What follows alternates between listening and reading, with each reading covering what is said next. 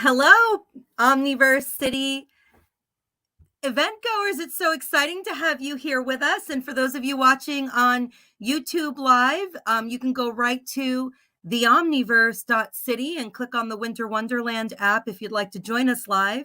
If you are watching the recording, let us know, and we'd love to connect with you and invite you to one of our next live events. I'm really excited about this next portion of our event. I'm going to be bringing some friends up in a little bit, but we thought it might be helpful to show you guys the Omniverse City platform and maybe talk a little bit about this particular part of the experience here on AirMeet and how we've designed the two to work together. There's a word that you hear used a lot. You hear Web 2.5. You also hear the word bridge. I am very new to the metaverse space. A lot of you that have been following us know that.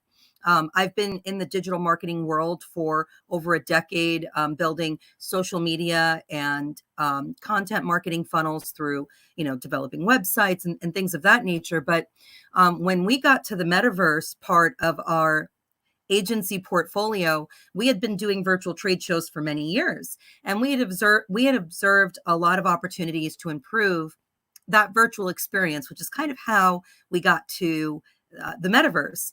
But when we started building the metaverse, we saw that, and again, to make sure that we're on the same page here, there's only one metaverse. The Omniverse City is a metaverse platform that provides access to this seamless metaverse experience that you should be able to have as a user.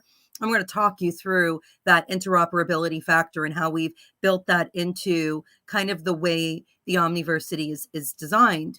But when we got to developing a metaverse platform, we kind of came with a fresh set of eyes, and we kind of imagined the way we thought it should be without having any exposure to other platforms.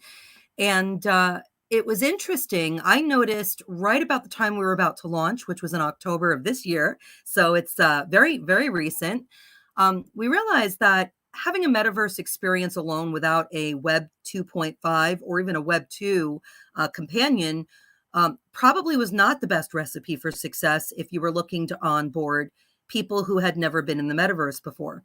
So if you spent any time with us this weekend, you know that you've been able to come into this platform, get to know some of the people, go into the Omniverse City, enjoy a metaverse experience, even go into some familiar platforms like Spatial and kind of have this seamless, interoperable, integrated experience. So I'm going to show you how that works now, but I just thought I'd give you a little bit of that background. So if you're watching us, you're going to go to the omniverse.city/app, and I'm sharing the login screen here. So this gate is currently open for our open beta, which is going to run through this entire weekend up until the new year. So we're going to be hosting fun little surprise events and games and get-togethers just to bring our community into the Omniverse City and give them the opportunity to explore it. And then in January, we're going to shift to a new model, which is going to give free access the first week of every month. So you'll be able to come with all of your friends and really enjoy and explore the Omniverse City. And then after the week is up, there will be additional access available at a premium through our retailers who will actually be gifting access when we're out of our, free period, that one free week for the month. And you'll also be able to upgrade to additional monthly passes, and we'll be rolling all those details out. But when we are offering our free access, which we are now, you'll be able to go to the omniverse.city/app page and register. And once you register, you'll be able to log in.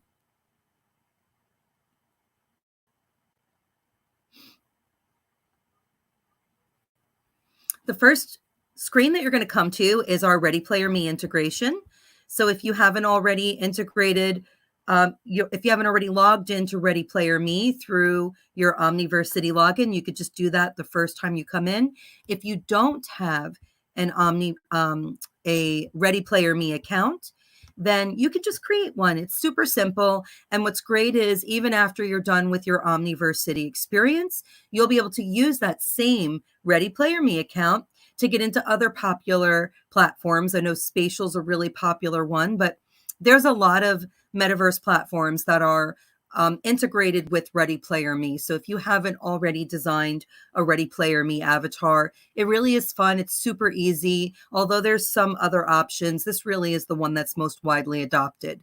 The Omniverse City is going to be interoperable with other avatar platforms. MetaHumans is one, and there are some proprietary avatar designers that we're working with who will be integrating their experiences with us as well. And after you log in, typically you're going to notice a 1 to 10 second launch period. We do notice that sometimes there seems to be higher volumes of traffic. And I'm in an area of Long Island where we have traditional bandwidth issues. So I'm going to hit refresh here. If you notice you come to this screen and it takes longer than 10 seconds, I would definitely hit refresh because sometimes you just need to give it a little jolt.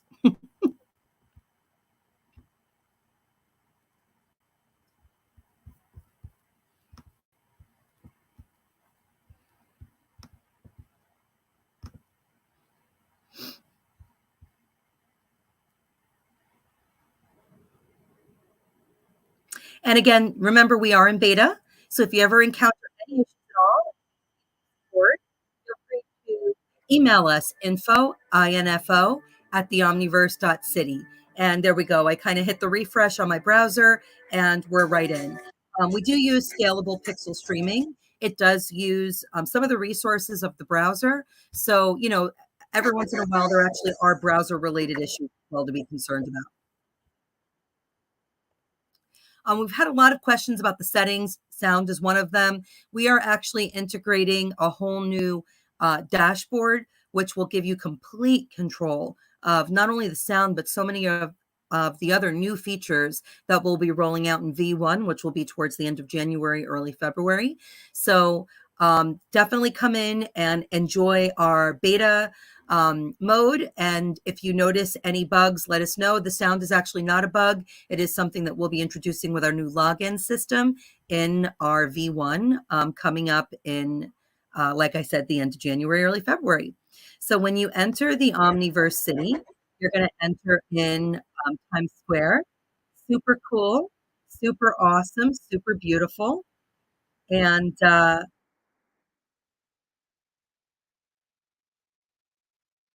we seem to be having some serious bandwidth issues here, so sorry about that.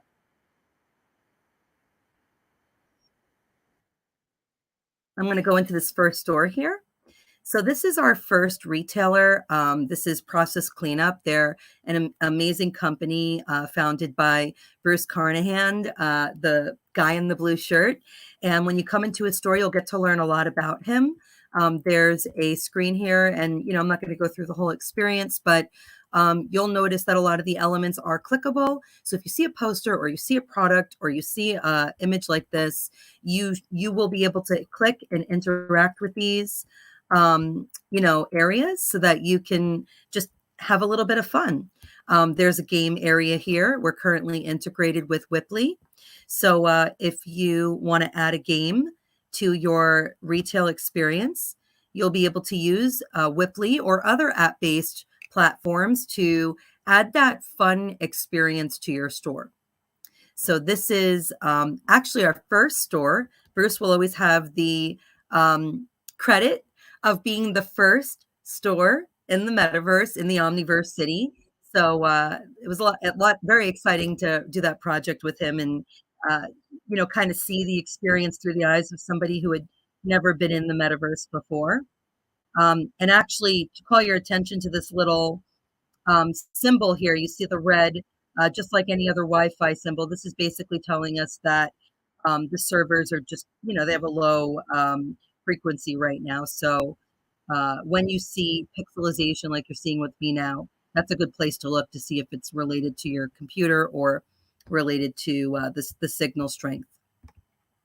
And here I am in this absolutely beautiful optical shop, and I definitely recommend that you guys come in for yourself because,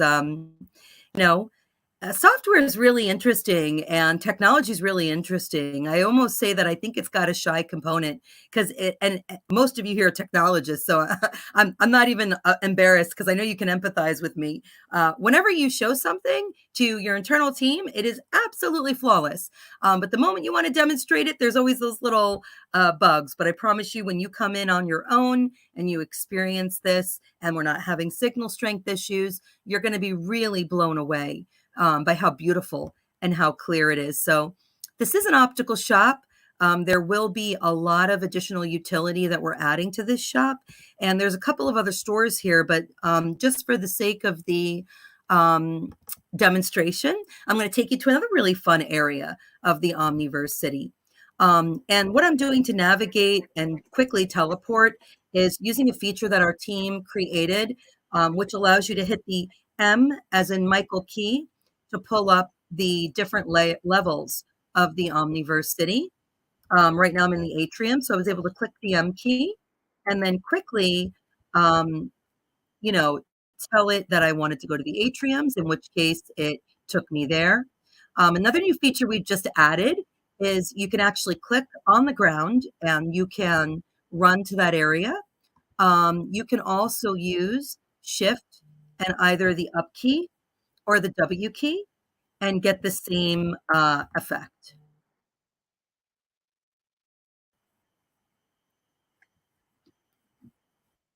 Now, this is the very first place that we built in the Omniverse City. This is the optical metaverse. And in a couple of minutes, I'm going to bring my partner in crime, Dr. Irina Yakubin. She helped me to build my vision show, which is the virtual trade show that inspired the optical metaverse, which is the first metaverse platform that we built that inspired the Omniverse City. And I had a very lengthy discussion last night with an individual that, was asking me about, is this a trade show? Is this a marketplace? What exactly is this? And if you think about it, if the metaverse is designed to give people a similar experience to real life, then we understand that the real world doesn't work in spaces. If you go to a shopping center and there's only one space there, you don't want to have to drive to another shopping center to get everything that you need. You want to go to a shopping center and you want to be able to, find local events there or, different stores that have different products or, different services, maybe get your nails done, maybe get your hair done and buy a dress in the same place. And I really felt like when we were building this platform, we had to really think bigger than the individual retailers who were showing initial interest. We wanted to build a complete experience so that the consumer, you guys, would keep coming back.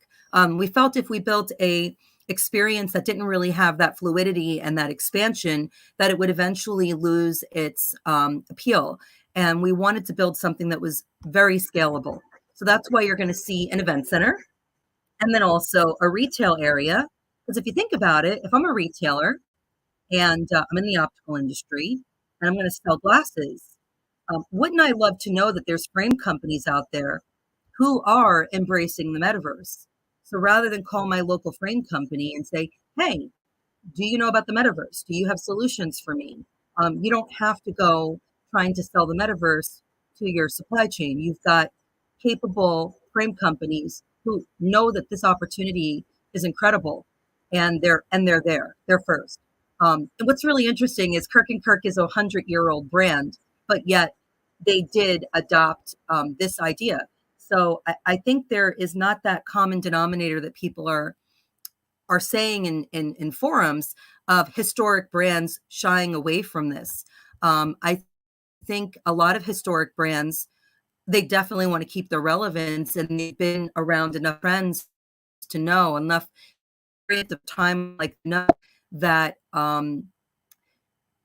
something like the metaverse, something like the internet, something like the mobile phone, these are all technologies that shaped our way of communicating, our way of transacting.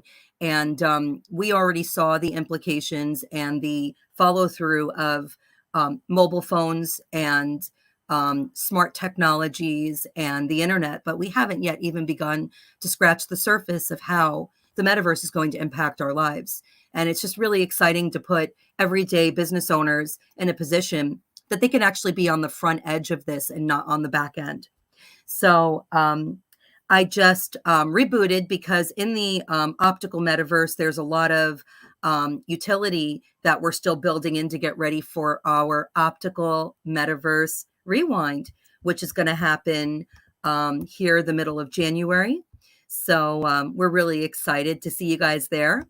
And in a little bit, I'm going to bring in my co-hosts, Ken and Victor, so that we can talk about the Mint. And I'm just waiting for them to join us. And I'm going to bring Dr. Jacobin to the stage with me.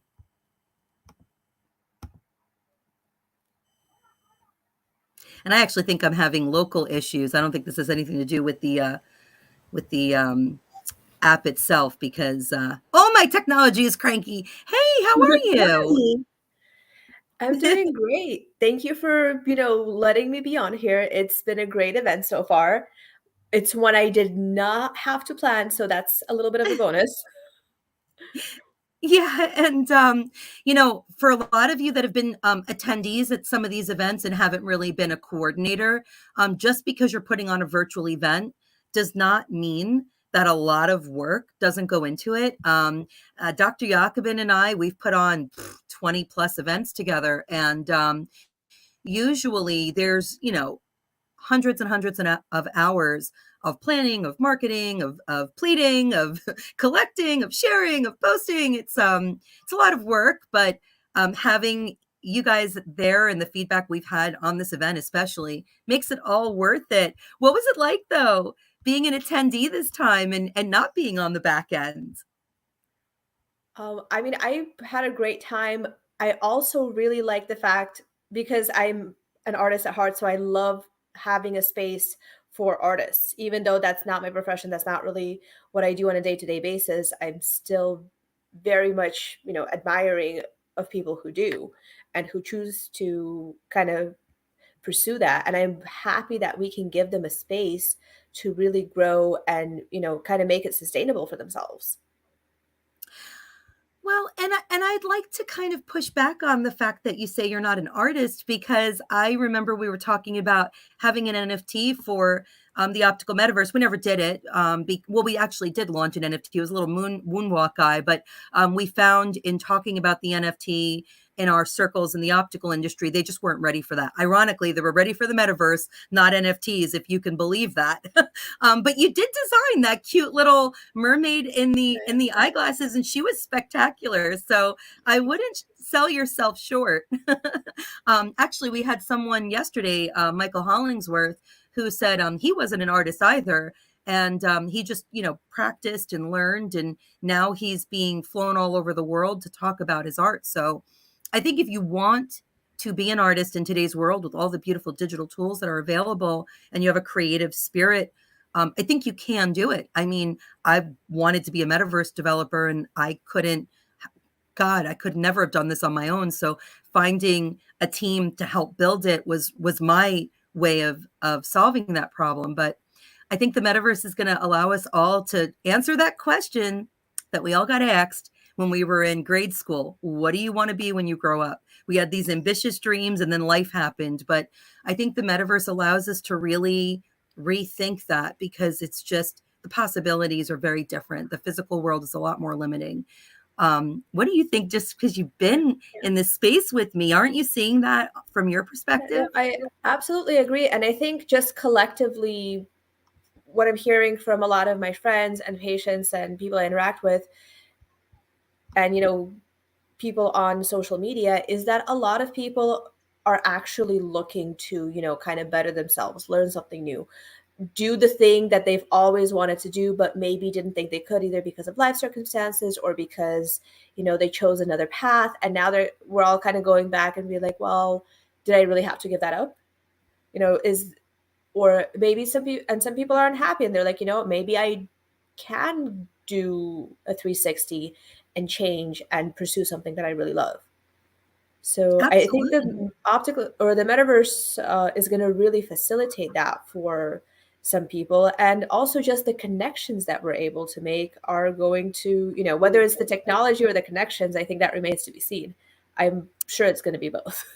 Now, we had an earlier panel with AI, and it's interesting. I saw a lot of commonalities with the discussions that they were having about the comeuppance of AI and how they've been doing this for so long. And Ludwig is here with us. I made a shout out to you in that session, Ludwig, about how I see these really brilliant engineers and designers and artists in their own right that make these great technologies, and they just really fight for that visibility. And that also happens in optometry and in optical.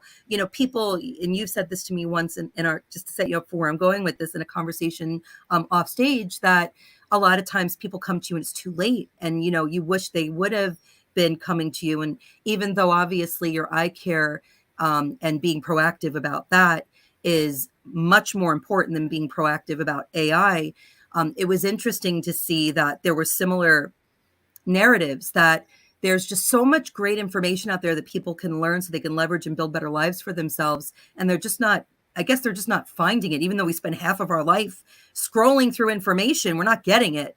And I think the metaverse can actually revolutionize that. For as an eye doctor, haven't you seen that just in our forums? Because I'm sure patients are coming to you talking to you about the metaverse, but in forums, don't you feel like people are like listening more than they did through like other channels? I think so. What makes us unique, as the optical metaverse, is our ability to sort of bring people together and have smaller group conversations where you're not being lectured at. You're actually having a chance to address, issues and be heard and learn from others. That's a really good point that I don't make often enough. And that we didn't plan for that. We didn't build that into the recipe. It just happened. Yeah, I And think just based on our natures, because we're both very friendly, like community oriented people, that like this is what we attracted basically. yeah, well, and it lends to that whole idea of decentralization. And I know we've been hearing a lot of people say some like and some don't like buzzwords. The thing I like about buzzwords is it at least allows people to understand the definition, because the vaguer, more simpler explanation of these things is sometimes a little too vague for people to get it. But in my opinion, if you're truly decentralized, you're letting people come and use your platform in a way that's best for them. And you're not creating so much control that they're getting these blocks. Like, we know with social media, I mean, there's so many ways you would use social media if the algorithms didn't get in your way. But that's an example of what I'm talking about. We never did that. We've always been open, and people always surprise you. Like when you let them do what they want, you think what they're going to want, but they always show you something that you didn't expect. Very true. I agree. So we're going to do a walkthrough of Nexus and the Artist Collective in a little bit, but I just want to quickly bring Victor and Ken to the stage, mostly because you and I were at the beginning with building virtual events, and then you were with me side by side in building the metaverse. But these are actually two individuals that had been working very diligently in the Web3 space prior to meeting me and working with me on this event. And it was really interesting to see this experience through their eyes, because I just thought stuff even like this, like Air Meet, where we're at, would be like a yawn for them. But it seems that the whole experience was still fresh and was still new, even though they had this great experience. And I wanted to kind of just get your feedback before we, jump over to the conversation about the Mint. Thanks, Charlene. Yeah, it's been an honor. The Artist Collective is focused on traditional artists mostly, and they bring in their collectors, and it's a crowd of people who work on trust. They like premium projects. They like to find themselves, with experiences and good experiences. The Omniverse City was like a blessing. We've been looking for a year for something like this. So we actually started off trying to build it ourselves. And we're still building ourselves, right? But now we know we can make a home base in the Omniverse City, and we can come and help and grow it, and bring more people to the space. We want to fill all metaverse spaces with art, and bring artists into the space. I think art, culture, and business are key factors to making the metaverse of the future a place where people want to be. Victor. Hi everyone. Good night, good morning, good afternoon. Yes, I agree with Ken, and like Ken said, we was trying to build ourselves, like we're building all this ourselves, the artist collective, and looking for a metaverse, for a platform in the metaverse that fit our necessities, because we're working with different projects where, like you saw in the AI session, that technology that we require to conquer our goals uh, is right now at the moment behind the Omniverse City. And from here, we're taking to another level to give this experience to the people, and not only to the customer, but business owners. So that way you have this interaction. So it's amazing what you guys are creating. Well, and I thought it was cool to have you on this panel, Arena, because you and I were always a dynamic duo. And no matter whether we had 5 vendors or 50 vendors and 5 attendees or 1,500 attendees, it was really you and me making it happen. And it was just a completely different experience working with 2 very similar-minded individuals. Ken and Victor are one of the hardest working group of individuals I've ever met. And it really was exciting to see how much more we were able to achieve with so much less, just because that horsepower, that manpower, that woman power combined together, it allowed me to have a great event without having to kill myself. And for those of us who spend 8 to 12 hours a day on Zoom calls trying to make our life work, I think if you can cut that in half and start really augmenting your time with people that fulfill those gaps, so you don't have to work so hard to be something that, maybe you don't have to be. That was my biggest takeaway from this event, is how I was able to get the same result or better with much less effort by just working together as a team. So thank you. It's been our pleasure. It's actually been a lot of fun, a lot of hard work, but a lot of fun. I know that And I always wanted to say that I know our artists and our panelists are overjoyed with it. They really had a really good experience so far, and everyone that's talking tonight and tomorrow is looking forward to it. Oh, it's been absolutely great. And they just popped in. Everybody has kids, everybody has things going on, but they've been able to kind of come and go as they please. And for those who haven't, they've really enjoyed having YouTube. And on that note, you guys might have noticed in the schedule that you might think, okay, why don't you just do a whole hour, do a half hour of the Omniverse City and a half hour of the Artist Collective.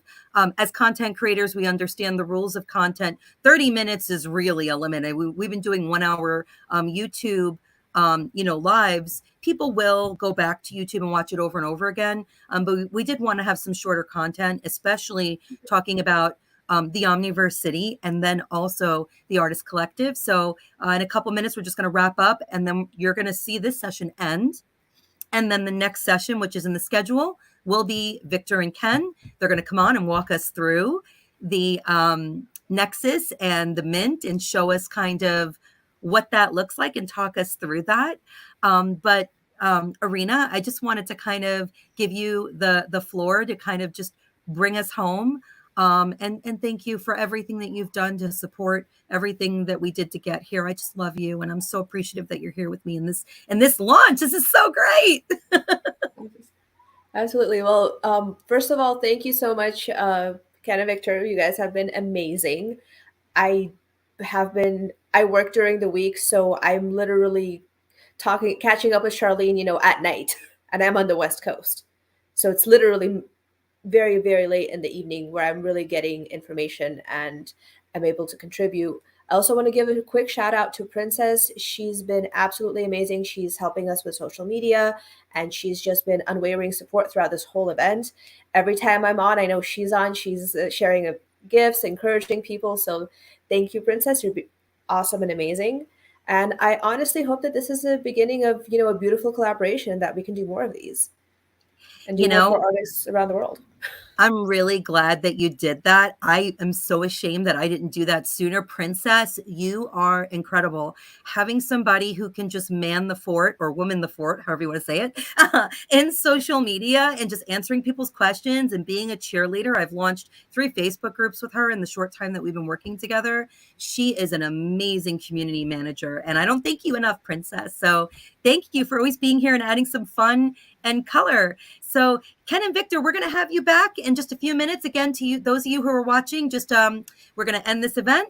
We're going to start the next one. We'll throw a notification. So if you get a kind of little lost in cyberspace, just click the notification. You'll be teleported right to